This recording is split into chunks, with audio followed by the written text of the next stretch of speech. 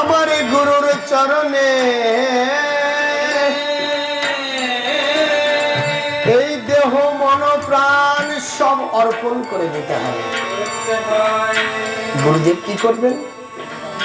আমরা তো মন্ত্র বলি না, অজ্ঞান অতিমিরন্ধস্য জ্ঞানন জনশলাকায়া চক্ষুরোন মিলিতং যেন তস্মৈ শ্রী গুরুবে নমঃ। আর কি বলি? অখণ্ডল মণ্ডলাকারং ভবতম যেন চরাচর পদ পদং দর্শিতং যেন তস্মৈ শ্রী গুরুবে নমঃ। আর কি বলি? ধ্যান মূলং গুরুমূর্তি, আমার ধ্যানের দেবতা একমাত্র গুরুদেব।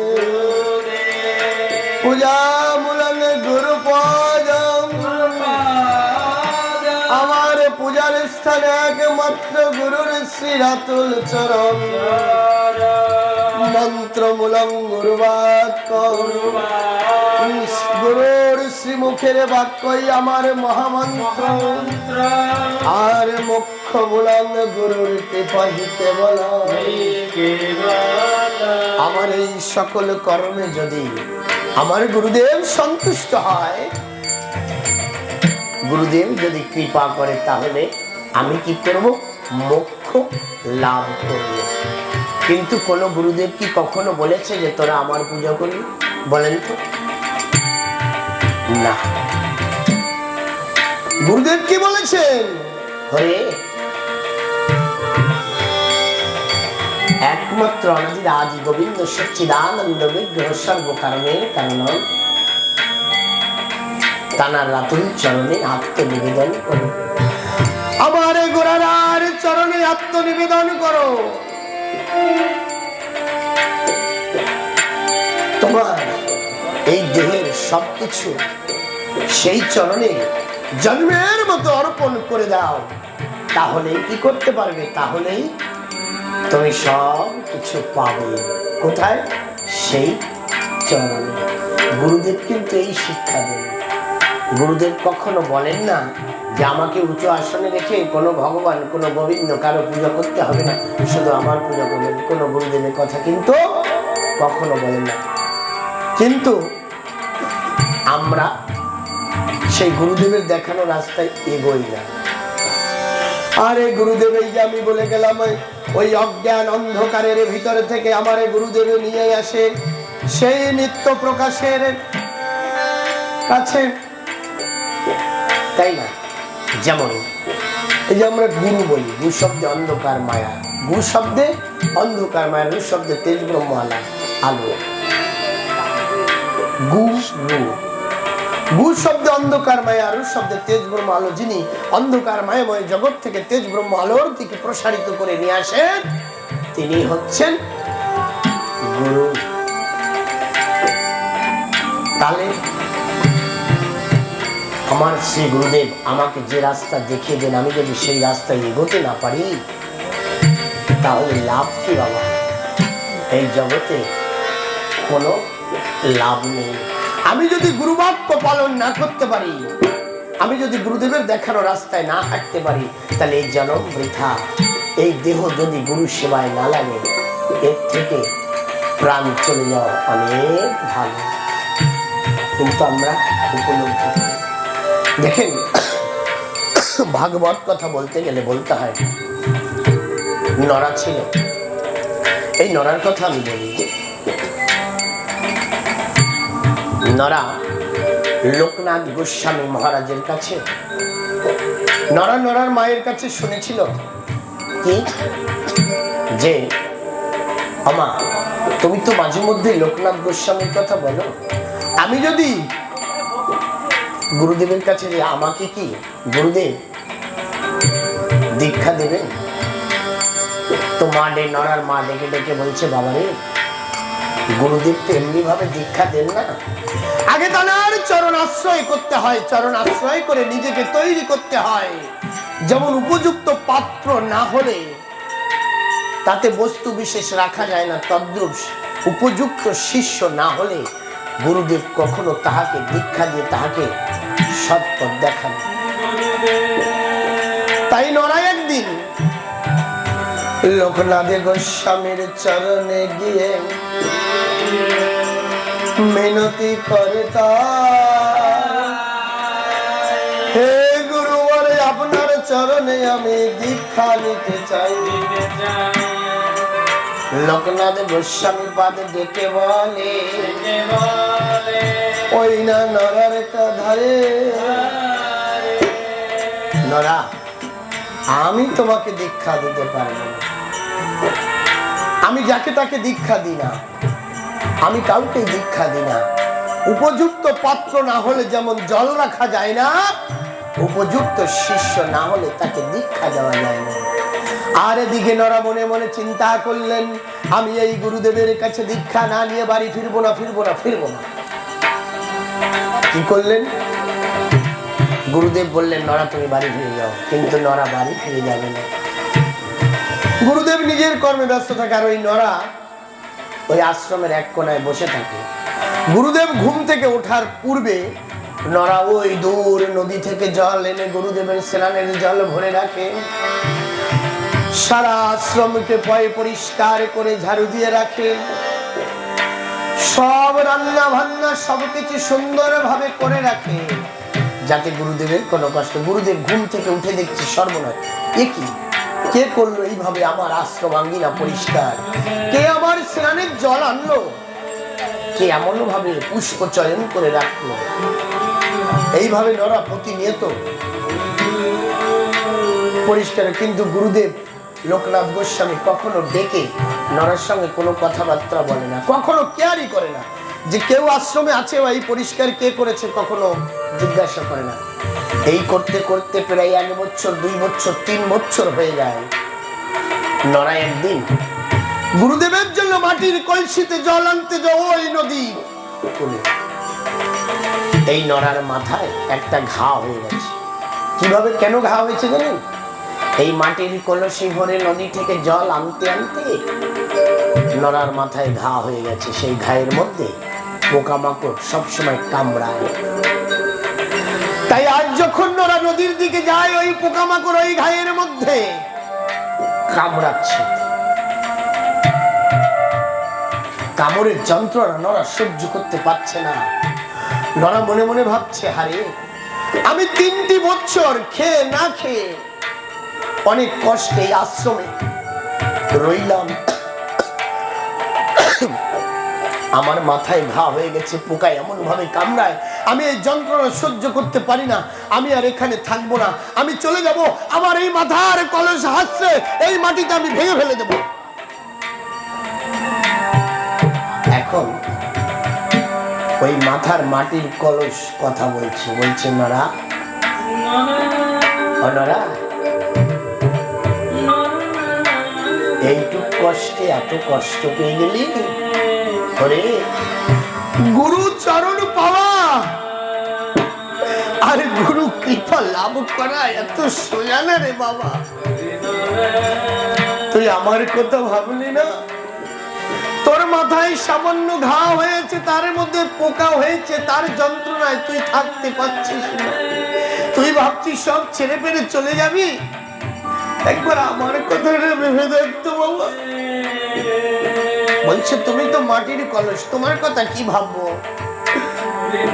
বলছে, তুই সামান্য পোকার কামড়ে, এইটুক কামড়ে এত কষ্ট পাস, তুই আমার কথা ভেবে দেখ। যখন কুমার কোদাল নিয়ে গিয়েছিল ওই মৃত্তিকার কাছে,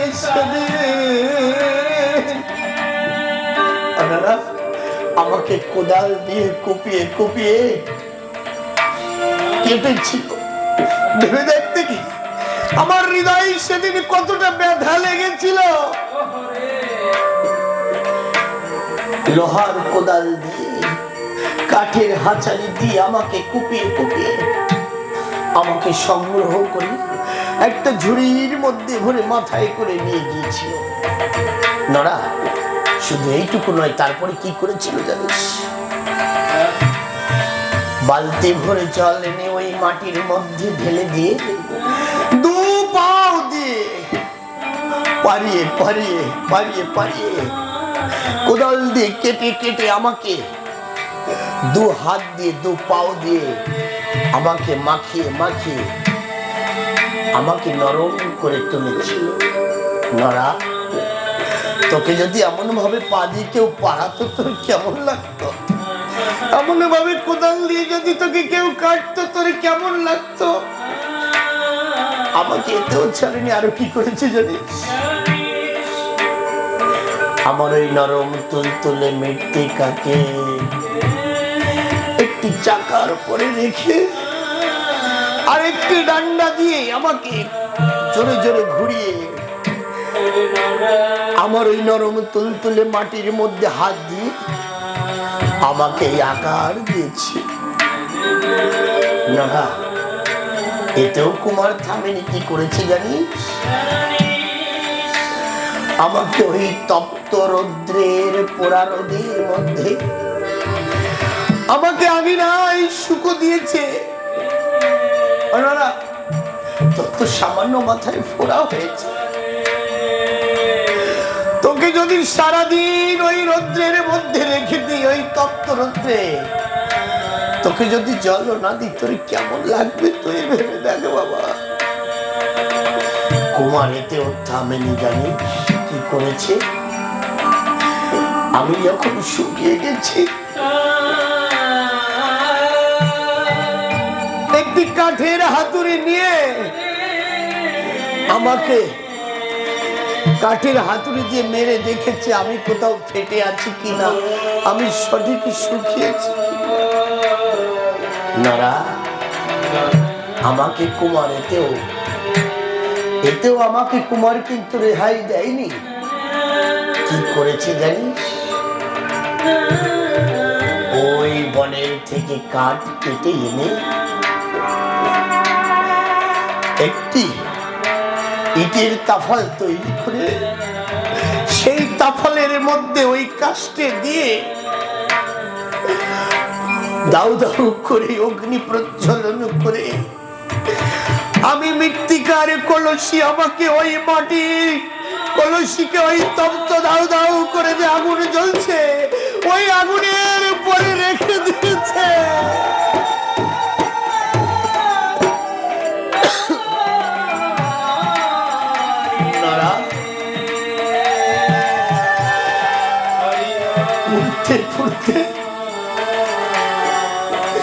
পুড়তে পুড়তে আমি প্রথম পুরে কালো হয়েছি,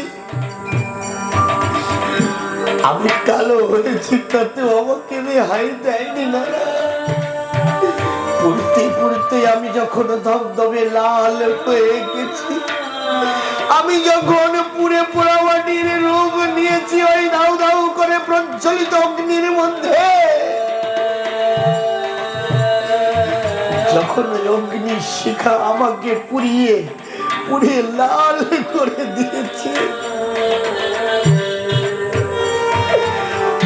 যখন আমি পুরে লাল হয়ে গেছি,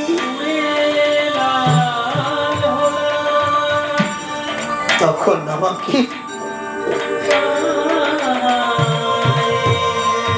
ওই ছাইয়ের মধ্যে থেকে নিয়ে আমাকে জলের মধ্যে চুবিয়ে গেছে। ভেবে দেখ দেখি না, তোকে যদি ওই জলের মধ্যে কেউ এক রাত চুবিয়ে রাখে তোর কেমন লাগবে? আমাকে এক রাত ওই জলের মধ্যে চুবিয়ে রেখেছে। যখন আমি এই দপ্ত পোড়া মাটি যখন জল চুষে নিয়েছি, তখন আমাকে নিয়ে একটা ঝুড়ির মধ্যে নিয়ে আমাকে নিয়ে হাট বাজারের মাঝে উঠেছে। আর তখন ওই লোকনাথ গোস্বামীর আশ্রমের লোকজন বাজারে গিয়ে আবারও আমাকে একটা কাঠের হাতুড়ি দিয়ে আমাকে ভুট করে উপর করে আমাকে মেরে দেখেছে আমি কোথাও ফেটে আছি। আমাকে না।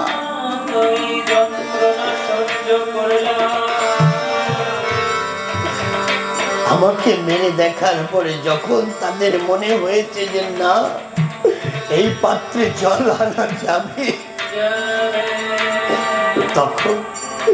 তখন আমাকে আশ্রমে জল আনার কাজে ব্যবহার করা হয়েছে। নরা জানিস, যদি আমি কোনোদিন জল নিতে নিতে কখনো ভেঙে যাই, সেদিন আমাকে ছুঁড়ে ফেলে দেবে, সেদিন আর আমার প্রয়োজন থাকবে। নরা, জীবনটাও তদ্রুপ। তোর তো মাথায় শুধু একটু ঘা হয়েছে, দুটো একটু পোকামাকড় হয়েছে, তাইতে তুই এত কষ্ট তুই ছেড়ে চলে যাবি?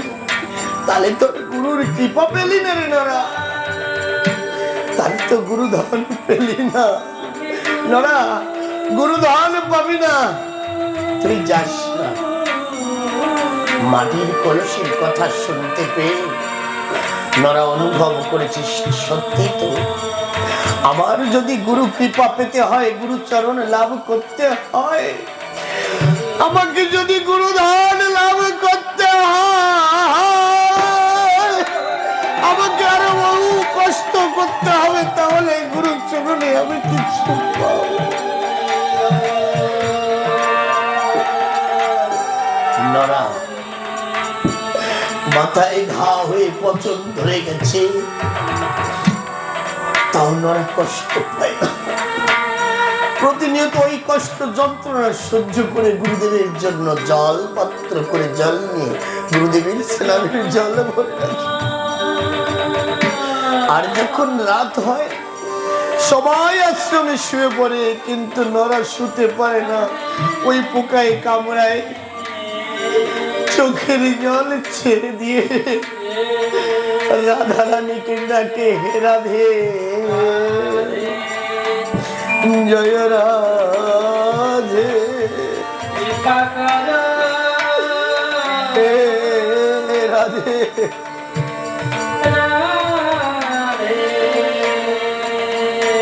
রাধা রাধে, শুনেছি তুমি কৃপা না করলে কখনো গোবিন্দ মেলে না, তুমি কৃপা না করলে কখনো গুরু চরণ কমল রজ পাওয়া যায় না। আমি নরজি বড় অভাগা, আমাকে একটু কৃপা করো। প্রতিনিয়ত নরাই আমার রাত হলে ঘুমাতে পারে না যন্ত্রণায়, শুধু হা রাধে বলে ডাকে। আশ্রমের আঙিনায় বসে বসে কাঁদে আর রাধা রানীকে মন প্রাণ ভরে ডাকে। একদিন গুরুদেব ঘুম থেকে উঠে বলছে, আশ্রমে যারা ভক্তবৃন্দ তাদের বলছে, আরে আমার গোপালের আজ ক্ষীর খেতে ইচ্ছা করছে, কেউ যদি একটু ক্ষীর রান্না করো, আমার গোপালকে আজ আমি ক্ষীর সেবা করো। নরা গুরুদেবের ওই কথা শুনতে পেয়েছে। নরা মনে করেছে আমার প্রতি তো কোনোদিন কৃপা হবে না, আমার প্রতি তো রাধা রানী কখনো কৃপা করবে না, হয়তো আমার প্রতি কোনোদিন গুরু কৃপা হবে কিনা আমি জানি না। তবে আজ যখন গুরু মুখে শুনেছি যে গোপালের সেবায় ক্ষীর দেবে, আমি আজ ক্ষীর রন্ধন করবো গোপাল। নরা কি করছে, রন্ধনশালে গিয়ে গোপালের জন্য ক্ষীর রান্না করতে আরম্ভ করছে।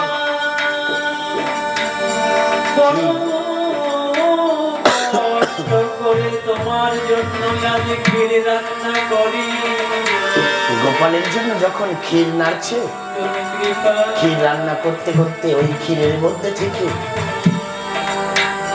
ওই চাউল উঠিয়ে হাতে টিপে দেখছে চাউল ফুটে গেছে কিনা। যখন দেখতে যাই তখন ওই ক্ষীরের মধ্যে দেখতে পাই বৃন্দাবনেরা বৃন্দাবনে মদন মোহন মন্দিরে আমার রাধারানী আঁচলে আগুন লেগে গেছে, প্রদীপের আগুনে। মদন মোহন মন্দিরে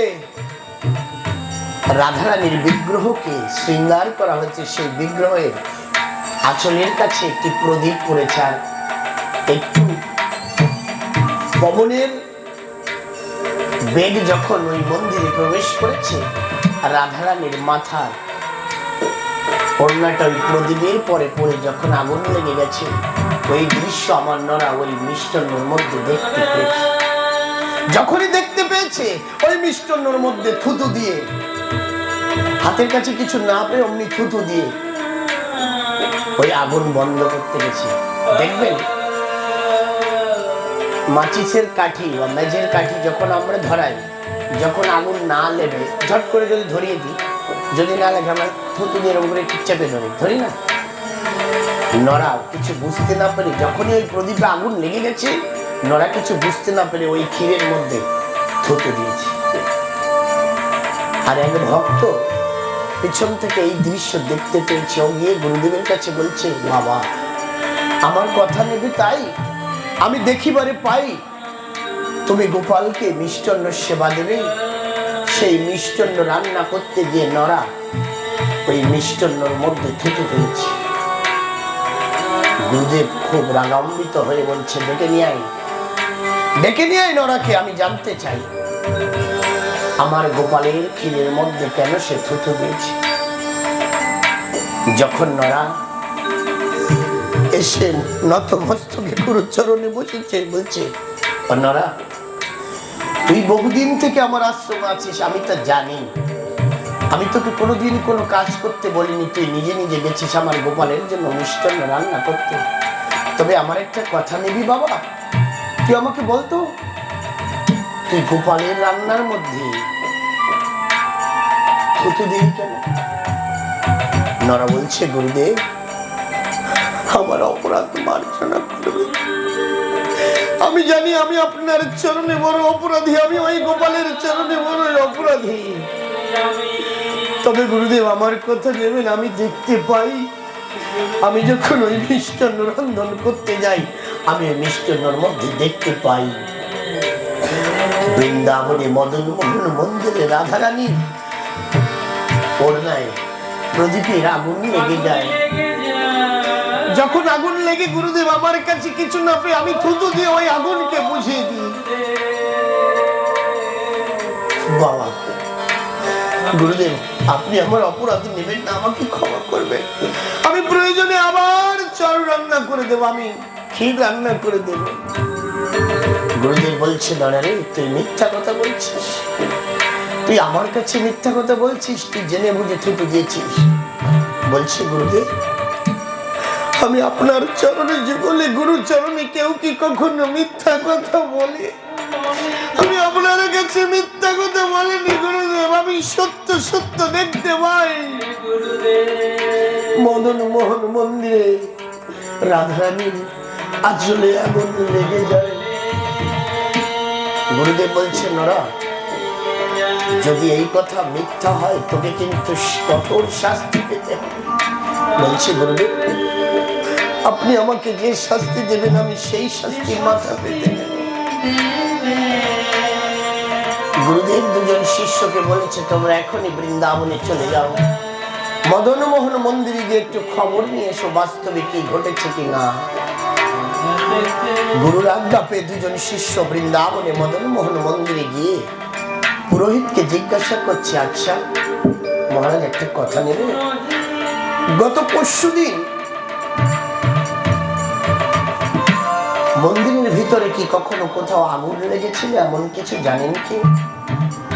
পুরোহিত জিজ্ঞাসা করছে, আপনি কি করে জানলেন? বলে, আপনি একটু বলুন না। বলে, হ্যাঁ আমি যখন সিংহার আরতি সমর্পণ করে, যখন ভোগ নিবেদন করে আমি দরজা বন্ধ করে যখন বাইরে গেছি, যখন আমি দরজা খুলতে এসেছি দেখি রাধারানীর কাপড়ের আঁচলে আগুন লেগে গেছে, কিন্তু আমি এটাও দেখেছি মদন মোহন মন্দিরের মধ্যে কোথাও খোলা নেই, কিন্তু কে জানো এক গ্লাস জল ঢেলে দিয়ে ওই রাধারানীর কাপড়ের আঁচলের আগুন বুঝিয়ে দিয়ে গেছে।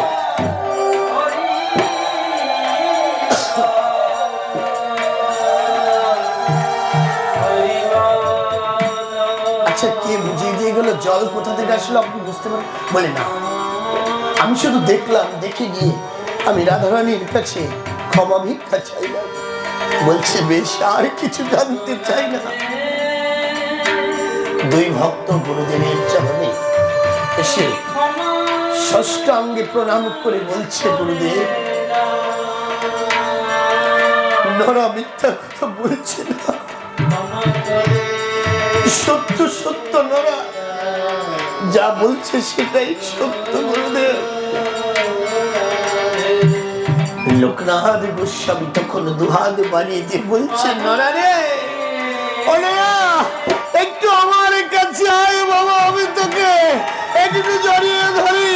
হয়তো এমন দিন আর কোনোদিন হয় কি না হয়।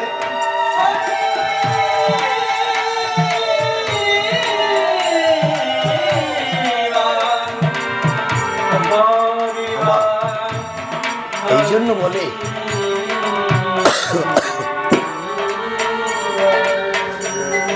ভক্তি সহকারে গুরু আশ্রয় নিতে হয়। লোকনাথ গোস্বামী বলছে, নরা, তুই এই 3 বছর আশ্রমে থেকে রাত্রি যাপন করে তুই মনে মনে আমাকে গুরু রূপ ধারণ করে গুরু চিন্তা করে তুই সারা রাত ভরে এই চতুষ্প্রহার তুই হা রাধে বলে ডেকেছিস বাবা। তাই তুই আজ যে ধরনে লাভ করেছিস, ওরে আমি লোকনাথ গোস্বামী হয়ে বলছি, আমি সে ধন লাভ করতে পারিনি। তাই আয় বাবা, তুই যে আসে আমার কাছে এসেছিস, আয় আজ আমি তোর সেই ইচ্ছাকে পূরণ করে বোঝা বাবা। ওই নদীর জল থেকে, ওই সুরধনী থেকে তুই স্নান করে আয়, আজ আমি তোকে দীক্ষা দেব। আমার নরা সুরধনী থেকে স্নান করে এসে গুরুদেবের চরণে বসেছে। নরার মস্তকে ঘা হয়ে গেছে। গুরুদেব নিজের হাত বুলিয়ে যখন নরার মস্তকে দিয়েছে, কোথায় যেন ঘা উদাও হয়ে গেছে। নরাকে দীক্ষা দিয়েছে। মা, গুরু কৃপা এইভাবে লাভ করতে হয়। গুরুদেবকে দেখানোর প্রয়োজন নেই যে বাবা আমি গোবিন্দকে ডাকছি, বাবা আমি তোমার চরণে আশ্রয় নিয়েছি।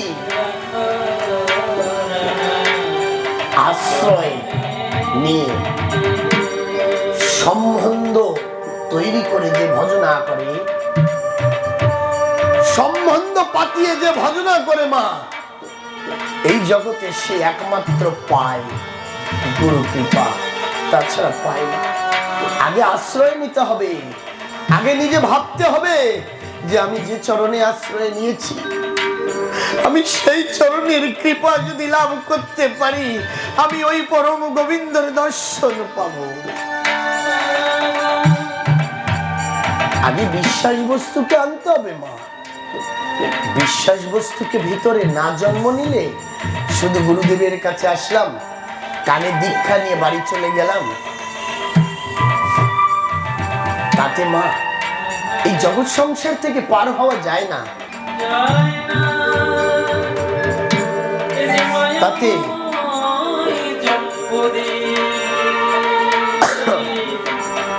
তাতে এই জন্ম জন্মান্তরের বাঁধন থেকে মুক্ত হওয়া যায় না। আশ্রয় করিয়া যে জন ভজে, সেই জন গুরু কৃপা লাভ করতে পারে না, তাছাড়া হয় না। তাই মা আমি দেখি যে এই নিত্যানন্দ ধামে আমি সবাইকে বলি, ও মা